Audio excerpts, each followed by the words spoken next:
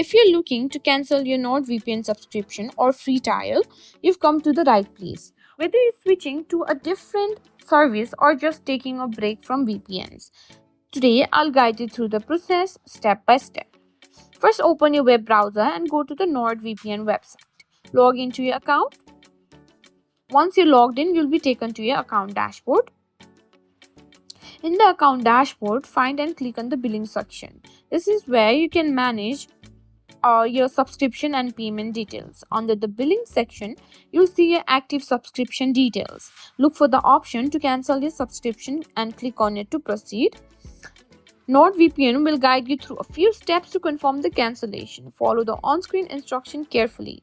You might be asked to provide a reason for cancellation. Choose the option that best fits your situation. After completing the steps, you may receive a confirmation message indicating that your subscription has been cancelled. And that's it, you've successfully cancelled your Nord subscription or free trial.